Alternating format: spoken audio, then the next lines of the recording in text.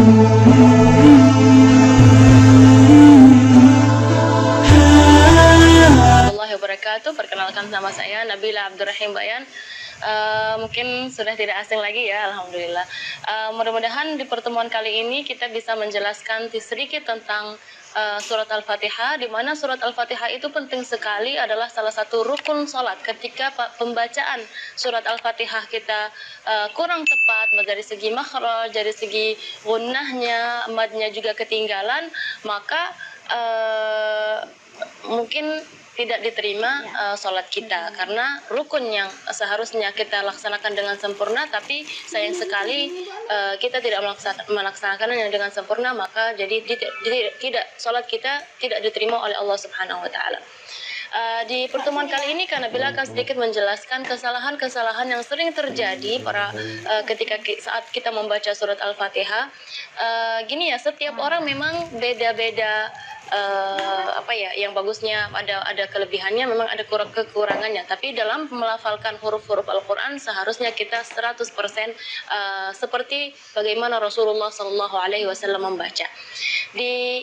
Kalau kita lihat di surat Al-Fatihah, Kak Nabila akan membaca sedikit ya surat Al-Fatihah, nanti satu persatu ayat kita akan merincikan kesalahan yang sering terjadi ketika melafalkan ayat-ayat atau huruf-huruf di surat Al-Fatihah. A'udzu billahi minasyaitonir rajim. Bismillahirrahmanirrahim. Al-alamin. Ar-rahmanir rahim. Maliki yaumiddin. إياك نعبد وإياك نستعين اهدنا الصراط المستقيم صراط الذين أنعمت عليهم غير المغضوب عليهم ولا الضالين آمين. Kita mulai dari ayat pertama, mungkin dari basmalah dulu ya. Bismillahirrahmanirrahim. Dalam basmalah tersebut yang perlu kita perhatikan adalah mad-madnya. Jadi secara umum mad tabi'i itu 2 harakat. Jadi kita tidak boleh lebih dari itu. Contoh misalnya Bismillahirrahmanirrahim. Ini nada ini atau irama ini yang sudah familiar di Indonesia, justru di situ ada kesalahan. Kesalahannya di mana berlebihan dari segi madnya. Jadi bismillah itu kepanjangan. Ar-Rahman, Ar-Rahim. Itu Ar-Rahman terus bismillah juga di situ terlalu panjang. Seharusnya Bismillahirrahmanirrahim. Jadi dua harakat. Lanjut ke ayat pertama, alhamdulillahirabbil alamin. Di ayat yang pertama ini Kak Nabila ingin menekankan huruf-huruf yang sukun seharusnya tidak kita berikan qalqalah. Misalnya alhamdu, jangan ala.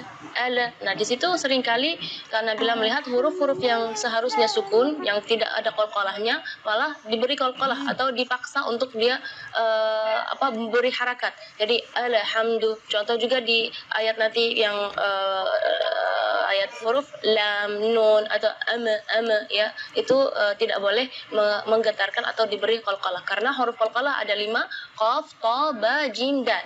Ya, selain 5 huruf tersebut maka tidak boleh kita qalqalah ya. Jadi alhamdulillahi rabbil alamin.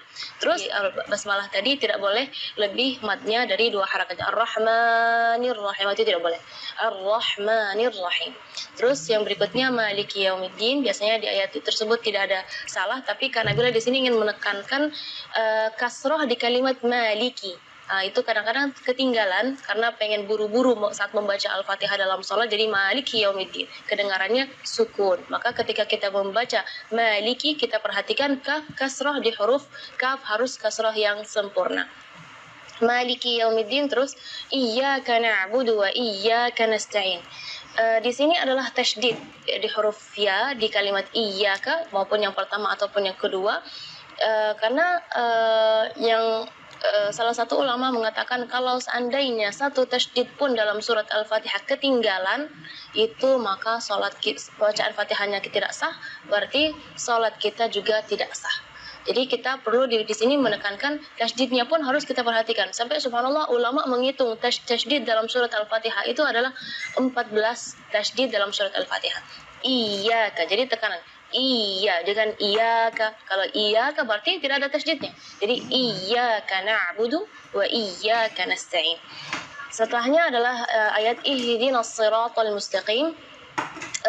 Di sini makhraj huruf H yang ingin Kak Nabila tekankan, karena biasanya kalau kita mendengar imam-imam, jangan pun imam-imam, mungkin kita sendiri ya ketika membaca ihdinas siratal mustaqim, baca H-nya keluarnya dari dada.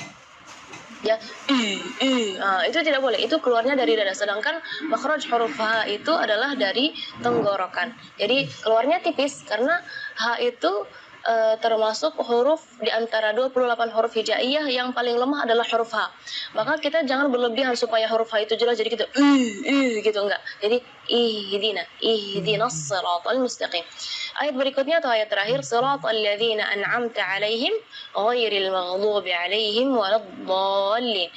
Di ayat ini yang pertama di makhraj huruf ghain ya, ghairil maghdubi ya, perlu diperhatikan, bukan G, bukan huruf G ya, bukan ga, tapi gha. Jadi kalau ga itu dia makhrajnya dari lidah. Ya, tapi kalau huruf ghain itu dari bagian tenggorokan ya. Jadi dan huruf ghain ini memang termasuk huruf yang tidak ada dalam bahasa Indonesia, tapi karena insya Allah muslimah di sini lebih semangat untuk belajar mengaji, jadi harus melafalan huruf ghainnya lebih bagus. Huruf yang terakhir yang perlu diperhatikan di ayat terakhir adalah huruf dhad ya. Huruf dhad itu memang termasuk huruf bagi orang Arab pun sulit untuk dilafal, apalagi orang Indonesia, tapi itu bukan alasan untuk kita tidak belajar memperbaiki makhraj kita. Walau do ya, huruf dot itu keluarnya dari pinggir lidah maupun yang kanan ataupun yang kiri atau dua-duanya.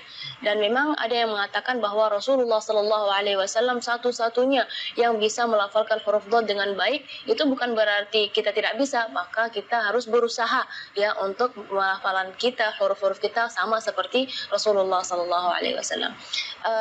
Di kalimat ini juga waladdallin yang perlu diperhatikan adalah madnya juga.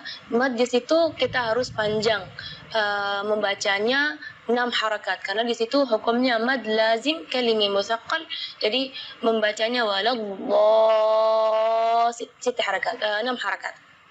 Terus setelah waladh di situ ada huruf lam yang ada di atasnya ada tasydid. Itu seringkali ketinggalan waladhdallin. Nah, itu berarti tidak ada tasydidnya. Waladhdallin.